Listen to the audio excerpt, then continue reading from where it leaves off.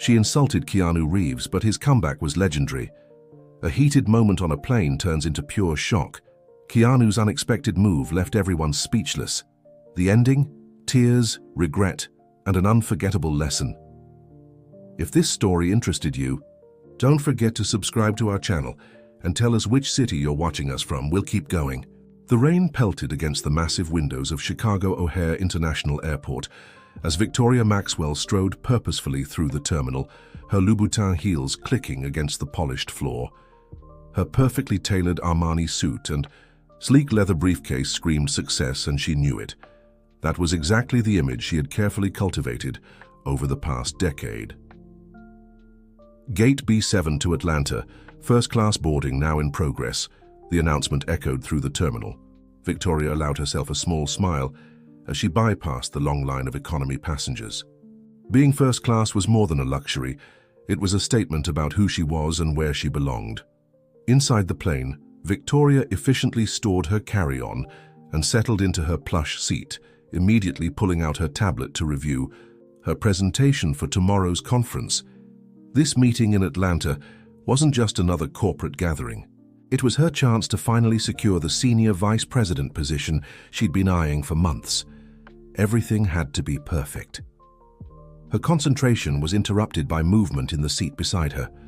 Victoria glanced up, then quickly looked away, unable to hide her displeasure. Her seatmate was a man who seemed completely out of place in first class. He wore worn jeans, a simple black t-shirt, and had messy, shoulder-length dark hair. The scuffed boots and casual demeanor made her wonder if he had accidentally wandered into the wrong section of the plane. "Good morning," he said warmly, settling into his seat with a gentle smile. Victoria barely nodded in response, adjusting her position to create more distance between them. She returned to her tablet, but couldn't help noticing how he pulled out a worn paperback book instead of a laptop or any other business materials. The cover was dog-eared, and she could make out the title, The Alchemist by Paulo Coelho. "Classic choice," he commented, catching her glance at his book. "Have you read it?" "I don't have time for fiction," Victoria replied curtly. "Some of us have real work to do." If her rudeness bothered him, he didn't show it. Instead, he smiled again and opened his book. Victoria tried to focus on her presentation, but found herself distracted by his presence. Everything about him seemed to contradict what first class should represent: success, sophistication, status. The flight attendant approached with pre-takeoff. "Drinks. Mr. Reeves, would you like your usual sparkling water with lime?" Victoria's head snapped up. Reeves, as in Keanu Reeves. She studied him more carefully now, recognition slowly dawning. The man she'd been mentally criticizing was one of Hollywood's most successful actors. "Thank you, Sarah," he replied kindly to the flight attendant. "How's your son doing in college?" "Wonderful. He's loving his film studies program, thank you for asking." Victoria watched this exchange with growing discomfort, but rather than feeling chastened by her mistake, she felt a surge of defensiveness. "I suppose being a celebrity makes it easy to dress however you want," she commented, unable to resist the urge to be cutting. Must be nice to have that kind of privilege. Keanu turned to her with genuine interest rather than offense. "You know, I've found that true privilege isn't about what you wear or where you sit on a plane. It's about the opportunities you create for others and what you do with the chances you're given." He paused thoughtfully. "I wasn't always able to fly first class. My choices, hard work, and yes, some luck, brought me here. But these things don't define who I am." His words carried no judgment, yet Victoria felt them pierce through her carefully constructed armor. She turned away, pretending to be absorbed in her work, but his response had stirred something uncomfortable within her, a feeling she wasn't ready to examine. As the plane took off into the rain-heavy Chicago sky, Victoria tried to push away the nagging sensation that perhaps she had misjudged more than just her seatmate's appearance. She buried herself in her presentation slides, but every so often, her eyes would drift to the man beside her, who seemed completely at peace with himself as he read his well-worn book. The turbulence that rattled the plane couldn't match the unexpected turbulence in Victoria's thoughts. She had built her life around clear definitions of success and worth, but for the first time in years, she felt those definitions beginning to shake at their foundation. The Atlanta Conference Center buzzed with activity as hundreds of corporate executives networked, each conversation a careful dance of power and influence. Victoria stood near the podium, reviewing her notes one final time. Her encounter with Keanu Reeves on the flight had left her slightly off balance, but she had pushed those feelings aside. This presentation was her moment to shine. "Victoria Maxwell," a smooth voice called out. "Ready to dazzle us all?" James Richardson, her main competitor for the SVP position, approached with his characteristic shark-like smile. Something in his tone made her uneasy, but she maintained her composed facade. "Always, James, though I assume you'll try to steal some of my thunder." She meant it as a joke, but even to her own ears it sounded forced. The conference room filled quickly with senior executives from across the country. Victoria recognized most of them. She had studied their profiles extensively, knowing each person who could influence her promotion. As she began her presentation on strategic market expansion, she felt completely in control, until James raised his hand. "Interesting proposal, Victoria," he said, his voice carrying across the room.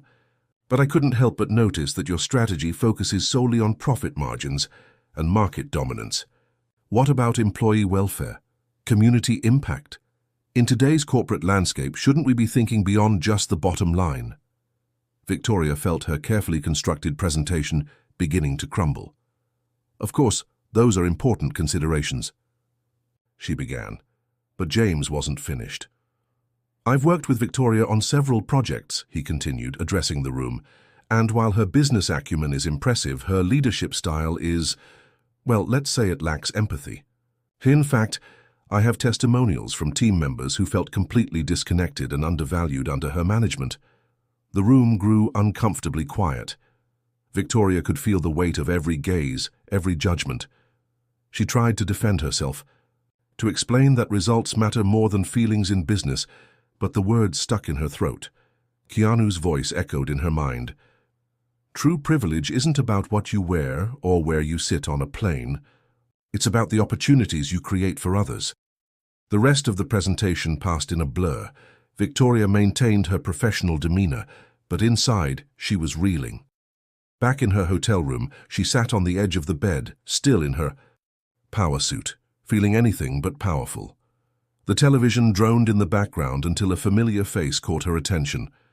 It was Keanu Reeves, but not in a movie preview or celebrity gossip segment. The local news was covering his visit to a community center in one of Atlanta's struggling neighborhoods. "The center provides opportunities for underprivileged youth," the reporter explained, "offering everything from educational support to artistic programs. Mr. Reeves has been quietly funding this initiative for years, and today he announced an expansion of the program." The camera showed Keanu working with young people, his simple clothing and humble demeanor exactly the same as on the plane. But now Victoria saw something different in his casual appearance, an authenticity that all her expensive suits and accessories couldn't match. "Success isn't just about what you achieve," Keanu was saying to a group of teenagers. "It's about what you inspire others to achieve." Victoria reached for her laptop, ignoring the dozens of emails about her presentation. Instead, she searched for information about the community center. Located in South Atlanta, it served hundreds of young people who face significant challenges. The website was simple, lacking the polish of corporate marketing, but the stories it told were powerful. A notification popped up on her phone, an email from the promotion committee requesting a follow-up meeting to discuss concerns about leadership style. Victoria stared at the message, but for the first time in her career, the possibility of missing out on a promotion didn't seem like the end of the world. She changed out of her suit into casual clothes, something she rarely wore in public. The center's address was just a 15-minute drive away. Before she could talk herself out of it, Victoria grabbed her keys and headed for the door. She had spent years climbing the corporate ladder, believing that each rung brought her closer to success. But now, standing in her hotel room with her professional facade cracking, She wondered if she had been climbing the wrong ladder all along. The community center looked nothing like Victoria had imagined. Instead of a run-down building, she found a vibrant space filled with energy and purpose. Colorful murals decorated the walls, and the sound of laughter and music drifted through the corridors.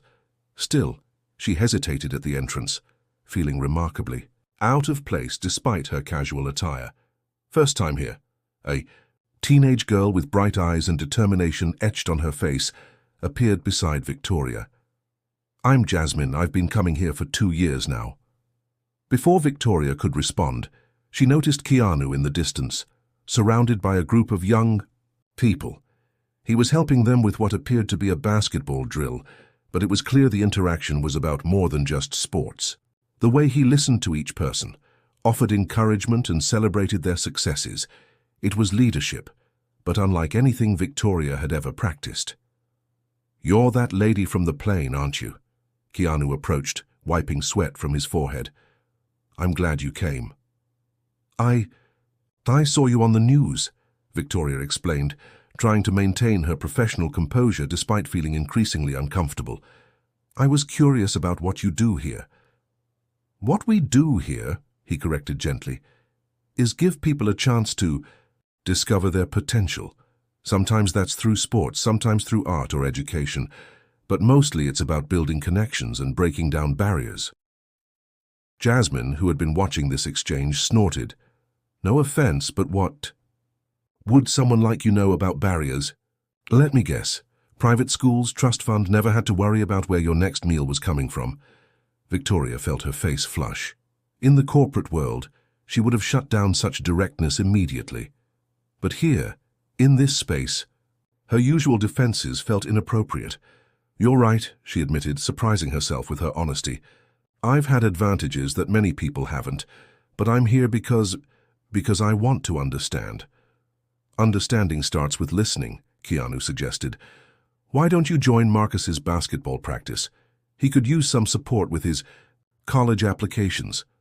That's how Victoria found herself sitting on the sidelines of the basketball court, watching a tall, lanky teenager practice three-pointers with fierce determination. Marcus, she learned, was 17 and dreamed of playing college basketball. But beyond his athletic skills, she was struck by his intelligence and the way he articulated his goals. "The problem isn't my grades or my game," Marcus explained during a water break. "It's everything else. The application fees, the travel, costs for tryouts, the equipment. Plus my mum works 2 jobs, and I help take care of my younger siblings. Sometimes it feels like the system is designed to keep people like me from even trying." Victoria thought about how easily she had dismissed people throughout her career, assuming their lack of success was due to insufficient effort rather than systemic barriers. "What if I helped you with the applications?" she offered. "That's something I know about. Presenting yourself effectively, highlighting your strengths." Over the next few weeks, Victoria found herself spending more and more time at the center. She started by helping Marcus with his applications, but soon she was involved in other activities as well. She helped students with their homework, participated in fundraising discussions, and even learned to play a decent game of horse on the basketball court. One evening, as she was reviewing Marcus's personal essay, she received another email about the SVP position. The promotion committee wanted to schedule a final interview. Victoria stared at her phone, realizing that for the first time in her life, her career wasn't the only thing that mattered. "This is really good, Marcus," she said, setting aside her phone. "Your voice comes through clearly, and your passion for both basketball and community service shines." "Thanks," he replied, then hesitated. "But I've been thinking, maybe I should just focus on getting a regular job after graduation. Help my mum out, you know. Dreams are nice, but reality is different." Victoria felt something clench in her chest. She recognized the fear in his voice, not of failure, but of hoping for too much. How many times had she seen that same fear in junior employees' eyes before she dismissed their innovative ideas as impractical? "Listen to me, Marcus," she said, her voice firm but gentle. "Your dreams aren't just nice, they're necessary. They're not just about basketball or college, they're about showing others what's possible. Every barrier you break down makes it easier for the next person to follow." She thought about her own journey, how her pursuit of success had become tangled with a need to prove her worth through status and materialism. Here in this community center, she was learning a different kind of success, one measured not in promotions or luxury items, but in the genuine connections and positive impact she could make in others' lives. The news hit like a thunderbolt during a routine staff meeting at the community center. Their main funding source was pulling out, leaving them with barely enough resources to stay open for another month. Victoria watched the hope drain from the faces around her, especially the young people who had come to see the center as their second home. "We can't let this happen," she declared, standing up. The faces that turned toward her weren't just faces anymore. They belonged to people whose stories, struggles, and dreams she had come to know intimately over the past weeks. Keanu, who had been quietly observing from the corner, raised an eyebrow. "You want to be part of the solution, or just express sympathy?" His words echoed their first encounter on the plane, but this time Victoria was ready for the challenge. "I have an idea," she said, her mind already racing with possibilities. "What if we organized a major fundraising event, not just any charity, dinner, but something that showcases what this place really means to the community?" Over the next 2 weeks, Victoria threw herself into the project with the same intensity she had once reserved for corporate takeovers. But this time her driven nature was tempered by everything she had learned at the center. She involved the young people in the planning, listening to their ideas, and incorporating their talents into the program. Marcus, particularly, showed unexpected leadership skills in organizing his fellow students. "You know what made me change my mind about college?" he told her one day while they were setting up for the event. "It wasn't just your help with the applications. It was seeing how you changed from someone who only cared about success to someone who understands that real success is about lifting others up with you." The night of the fundraiser arrived, transforming the community center's gymnasium into an elegant venue that still maintained its authentic character. Corporate executives mingled with community members, while student artwork and performances showcased the center's impact. Victoria stood at the podium, looking out at the diverse crowd. Her gaze fell on James Richardson, her former competitor, for the SVP position, whom she had surprisingly invited. Then she looked at Marcus, Jasmine, and all the other young people who had taught her more about leadership than any corporate seminar ever had. "A few months ago," she began, "I sat next to a man on a plane and judged him entirely by his appearance. I thought I knew what success looked like: designer suits, first-class tickets, corner offices. But that man, Keanu Reeves, taught me my first lesson in real success by simply being himself." She gestured around the room. "This center isn't just a building or a program. It's proof that when we break down our preconceptions and truly see each other, amazing things happen. Every young person here has taught me that true leadership isn't about climbing higher than others. It's about building elevators that lift everyone up." The corporate attendees nodded in recognition, many of them already reaching for their checkbooks. But Victoria wasn't finished. She announced that she was establishing a permanent scholarship fund for the center's students, starting with her own substantial contribution, the bonus she would have received with the SVP promotion. Later that evening, as Marcus shared his story with the crowd, Victoria stood at the back of the room with Keanu. "You know," he said quietly, "when we met on that plane, I recognized something in you. Not just ambition, but the potential for real change." Victoria watched as Marcus received a standing ovation, his dreams of college now secured through the evening's fundraising. "I needed that wake-up call," she admitted. "Success without purpose is just achievement. Real success is about the lives you touch and the changes you inspire." The center was not just saved, it was now better funded than ever before. But the real triumph wasn't in the money raised, it was in the transformation of everyone involved, especially Victoria herself. She had discovered that her corporate skills, when combined with genuine empathy and purpose, could create meaningful change. As the evening wound down, Victoria received an email from her company. They wanted to create a new position, Chief Community Impact Officer, and they wanted her to fill it. She smiled, realizing that sometimes the best path forward isn't the one you initially envision for yourself, but the one that allows you to bring others along on the journey. "Think you'll ever fly first class again?" Keanu asked playfully as they watched the last guests leave. Victoria laughed. "Probably. But now I know it's not the seat that matters. It's what you do when you land."